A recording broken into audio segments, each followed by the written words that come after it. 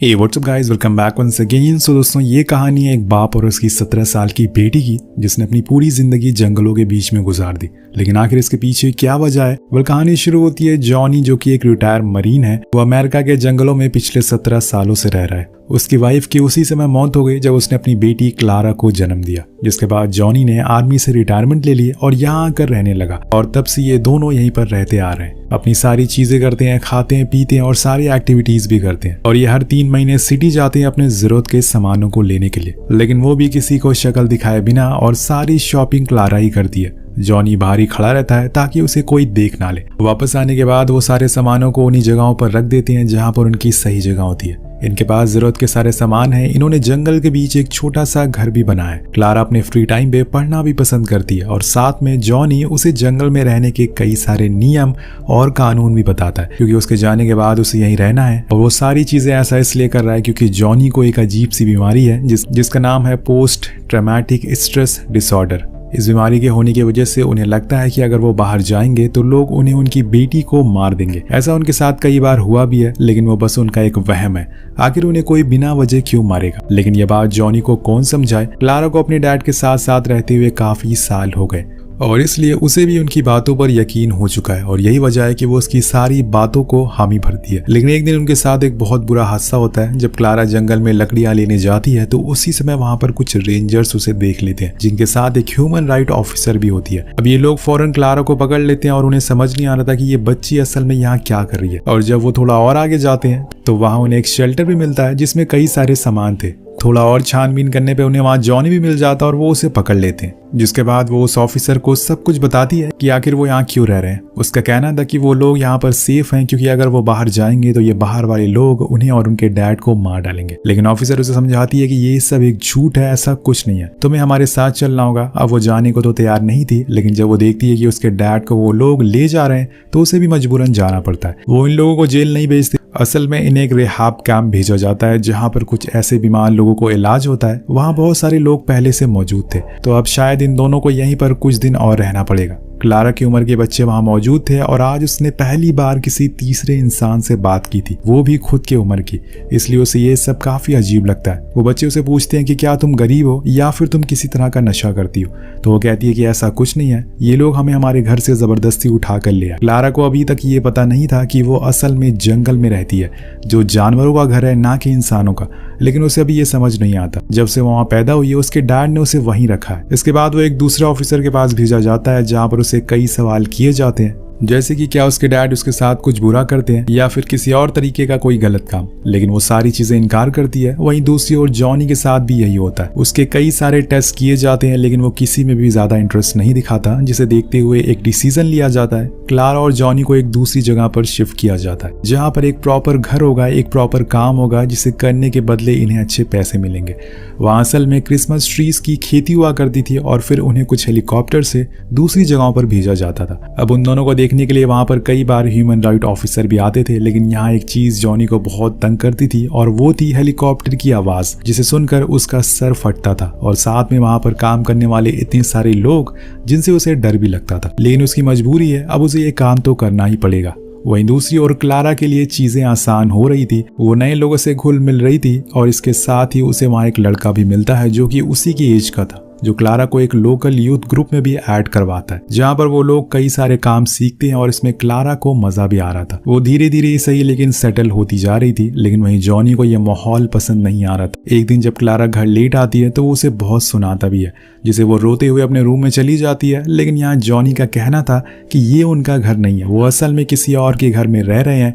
वो दूसरों के कपड़े पहन रहे हैं और उसके बेड पर सो रहे हैं। तो कहीं ना कहीं जॉनी को अभी भी अपनी पुरानी जगह पर जाना, जहाँ से उन्हें उठाकर लाया गया था। लेकिन वो बस एक सही फैसला नहीं ले पा रहा है। अगले दिन विली आती है, वो ह्यूमन राइट ऑफिसर, और वो उसे कुछ पेपर्स पर साइन करने को देती जो कि उन्हीं से रिलेटेड थे। जिसके बाद क्लारा फिर से उन्हीं बच्चों के पास चली जाती है जहाँ पर उसे वही लड़का मिलता है जो खुद से एक घर बना रहा था, छोटा सा, अब ये देखकर क्लारा काफी हैरान हो जाती है, लेकिन अगले दिन की सुबह जब वो सोकर उठती है तभी उसके डैड आते हैं और उसे कहते हैं कि चलो हमें यहाँ से चलना पड़ेगा। उन्होंने फैसला कर लिया था कि वो यहाँ पर नहीं रहेंगे, लेकिन क्लारा के चेहरे से साफ पता चल रहा था कि उसे ये जगह पसंद है, वो वापस नहीं जाना चाहती, पर वो कुछ कह नहीं सकती, इसलिए वो दोनों फिर से बिना किसी को बताए वहां से चुपचाप निकल जाते हैं और पहुंचते हैं अपनी उसी जगह पर जहां पर पहले सालों से रहा करते थे। लेकिन वो जगह अब रेंजर्स ने बर्बाद कर दी थी, इसलिए वहां रहने का अब कोई सवाल ही नहीं होता और इसीलिए वो पास में खड़ी ट्रेन में जाकर बैठ जाते हैं, लेकिन वो खराब थी।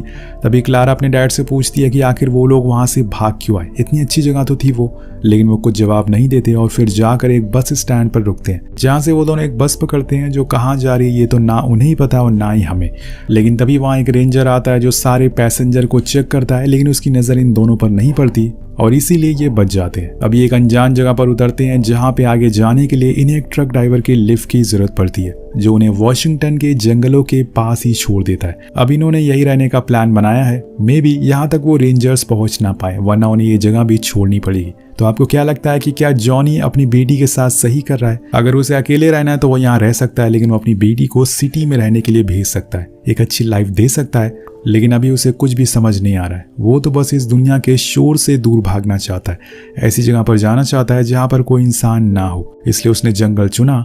अब ये लोग धीरे धीरे जंगल के अंदर जाने लगते हैं, लेकिन यहाँ ठंड काफी ज्यादा थी, इसलिए उन्हें और कपड़े पहनने पड़ते हैं। थोड़ी ही समय के बाद अंधेरा हो जाता है तो उन्हें वहीं खुले आसमान के नीचे ही रात गुजारनी पड़ती है। लेकिन जब अगले दिन वो लोग आगे बढ़ते हैं तो उन्हें वहाँ एक पुराना अबैंडन्ड कॉटेज मिलता है, जो किसका था ये किसी को नहीं पता, लेकिन उसके अंदर कई सारे जरूरतों के सामान जरूर मौजूद थे और सबसे बड़ी बात थी कि इन्हें एक रहने के लिए शेल्टर मिल गया था जिसके अंदर वो आराम से रह सकेंगे, लेकिन उन्हें कुछ सामान लेने के लिए सिटी जाना पड़ेगा। पर इस बारी जॉनी खुद जाएगा, ऐसा उसका कहना था। अब उस रात जब क्लारा लेटी होती है तो वो अपने डैड से अपनी मॉम के बारे में पूछती है कि आखिर वो कैसी दिखती थी, तो वो बताता है कि वो सेम तुम्हारी तरह थी, उनका नेचर भी तुम्हारी तरह था, जैसे कि तुम मेरे सारे कामों में मदद करती हो, मेरे साथ रहती हो, वो भी ऐसी करती थी। ये सब सुन के क्लारा को काफी अच्छा लगता है, लेकिन वो ऐसी लाइफ जीना नहीं चाहती, आइसोलेटेड और जंगलों के बीच। उसकी जिंदगी अभी शुरू हुई है और अभी से वो सबसे दूर भाग रही है, पर इस बारे में वो अपने डैड से कुछ कहती नहीं है क्योंकि उसे पता है कि वो बीमार है। अगले दिन जॉनी कहता है कि मैं सिटी जा रहा हूँ, कुछ ही देर में लौट आऊंगा और तुम यहाँ से कहीं मत जाना। अब इसी तरह से समय बीतने लगता है और एक दिन गुजर जाता है और जॉनी का कोई अता पता नहीं था, इसलिए क्लारा को अब घर से बाहर निकलना पड़ता है। वो काफी दूर तक जाती है जहाँ उसे जॉनी एक जगह पर गिरा हुआ मिलता है। अपने डैड की ऐसी हालत देखकर वो काफी घबरा जाती है और फौरन किसी को ढूंढने लगती है। तभी उसे वहां कुछ लोग गुजरते हुए मिलते हैं जो क्लारा की मदद करते हैं और फिर जॉनी को उठाकर एक कंटेनर के पास लेकर आते हैं, जहां पर काफी सारी वैनिटी कंटेनर रखे हुए थे जिसमें कई सारे लोग भी रहा करते थे। अब इतनी छोटी लड़की को देखकर वहां पर रहने वाली एक लेडी घबरा जाती है कि आखिर वो इन जंगलों में क्या कर रही थी, क्या उसे कोई दिक्कत तो नहीं है, लेकिन क्लारा कोई जवाब नहीं देती। जिसके बाद हम जॉनी को देखते हैं जिसके पास एक मेडिक आता है और वो बताता है कि इसे हॉस्पिटल ले जाना पड़ेगा, लेकिन क्लारा फौरन मना कर देती है, जो कि उन्हें काफी अजीब भी लगता है। लेकिन बाद में वो उसका वही इलाज करता है जिसमें उसे पता चलता है कि उसके एक पैर की टो सड़ चुकी है, जिसे ठीक होने में थोड़ा समय लगेगा, तब तक वो यहीं रह सकता है। अब बाहर निकलते समय वो लेडी फिर से क्लारा से वही सवाल करती है कि क्या तुम किसी परेशानी में हो, तो वो कहती है कि ऐसा कुछ नहीं है, हम बस खो गए इस जंगल में। उसके बाद वो अपने डैड के पास जाती है जहां वो लेडी भी थी। अब वो उसे सोने के लिए एक बेड भी देती है और सोने से पहले वो उसे कहती है कि तुम्हें अपना ख्याल रखना होगा। नेक्स्ट डे वो क्लारा को एक प्राइवेट कंटेनर के पास लेकर जाती है जहां पे कोई नहीं रहता था। उसने एक कंटेनर उसे और उसके डैड के रहने के लिए दिया था। इसके बाद वो लोग वहीं रहने लग जाते हैं। अब एक दिन क्लारा देखती है कि वहां पे लोग बीज से हनी निकालकर उसे बेचने का काम करते हैं, तो एक लेडी के पास जाती है जो उसे बीज के बारे में बहुत कुछ बताती है ताकि वो भी ये काम कर सके। धीरे धीरे अब क्लारा भी यहाँ सेटल होना सीख गई थी। उसने अब वो काम भी सीख लिया था जिसके बदले में उसे कुछ अच्छे खासे पैसे भी मिलते थे और उसी में से कुछ पैसों को देकर वो एक कंटेनर को रेंट पर ले लेती है। वहीं दूसरी ओर अब जॉनी भी ठीक हो चुका था, उसके पैर की चोट अब काफी बेहतर हो गई थी। अब क्लारा अपने डैड का काफी अच्छे से ख्याल रख रही थी, जिस वजह से वहाँ के लोग उसे काफी इज्जत भी देते हैं और उसके साथ काफी टाइम स्पेंड भी करते हैं। एक दिन शाम में क्लारा जॉनी को बताती है कि मैंने इस जगह को रेंट कर लिया, अब हम यहीं पर रहेंगे। लेकिन ये सुनकर जॉनी कुछ खास खुश नहीं होता। ऐसा लग रहा था कि जैसे उसे यहाँ भी रहना पसंद नहीं है। और अगले दिन ऐसा ही होता है। वो एक बार फिर से क्लारा से कहता है कि अपना सारा सामान को पैक कर लो, हम यहाँ नहीं रह सकते। लेकिन इस बारी क्लारा कहती है कि आपको यहाँ के लोगों से क्या प्रॉब्लम है, इतने अच्छे लोग तो हैं यहाँ पर, आप क्यों जाना चाहते हो यहाँ से। तो वो उसे फिर से वही बात बोलता है कि ये हमारा घर नहीं है, हम यहाँ नहीं रह सकते। देन क्लारा बोलती है कि डैड आपको दिक्कत है, मुझे नहीं, मैं यहाँ आराम से रह सकती हूँ। लेकिन आखिर वो हार जाती है अपने डैड के सामने, क्योंकि वो उन्हें अकेला नहीं नहीं छोड़ सकती थी और अपने सामानों के साथ यहाँ से निकल जाती है। तो देखते हैं कि अब ये लोग कहाँ पर जाकर रुकेंगे।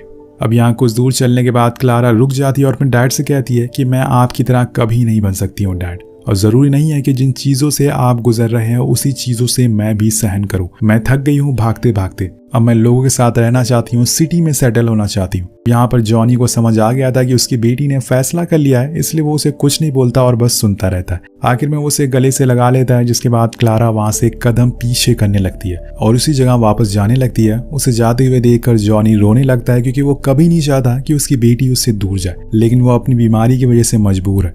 उसे अपनी लाइफ में नहीं सोचा था कि उसकी ऐसी हालत हो जाएगी, उसे अपनी बेटी के बिना ही रहना पड़ेगा, इसलिए वो वहीं रोने लगता है। लेकिन ये हकीकत और उसे अपनानी पड़ेगी। क्लारा कहीं ना कहीं सही थी, क्योंकि वो अपनी पूरी लाइफ ऐसे जंगल में नहीं बिता सकती। उसे भी दुनिया देखना है, नए लोगों से मिलना है। लेकिन दूसरी ओर उसने अपने डैड को ऐसा अकेले छोड़कर अच्छा भी नहीं लग रहा था। तो आपको क्या लगता है कि कौन यहाँ पर सही है और कौन गलत है? वही हमें पता चलता है कि जॉनी को ये बीमारी कैसी हुई। एक्चुअल में कुछ सालों पहले वो एक जंग के लिए इराक में गया था, जहाँ पर उसने कुछ ऐसी चीजें देख ली जिसके बाद उसकी ऐसी हालत हो गई, और तब से उसे शोर शराबा या फिर ज्यादा भीड़ भाड़ वाली जगह से परेशानी होती है। अपनी इस बीमारी की वजह से उसने कई बार अपनी जान लेने की भी कोशिश करी है, लेकिन हर बार उसकी बेटी उसे रोक लेती है। लेकिन अब तो वो चली गई है, अब वो क्या करेगा? दूसरी तरफ हम देखते हैं कि क्लारा अभी भी अपने डैड का ख्याल रख रही है। वो जंगल के बीच में कुछ ग्रोसरीज का सामान रख देती है ताकि उन्हें सिटी ना जाना पड़े, और कुछ इस तरह से इस कहानी का अंत होता है। तो दोस्तों, कई बार मजबूरी हमसे ऐसे काम करवाती है जो हम कभी भी करना नहीं चाहते, लेकिन फिर भी हमें वो काम करना पड़ता है। आपके साथ अगर कुछ ऐसा हुआ है तो नीचे कॉमेंट करके जरूर बताइएगा, हम जरूर देखना चाहेंगे। वेल, मिलता है आपसे अगली वीडियो में। Thank you so much watching. Peace out.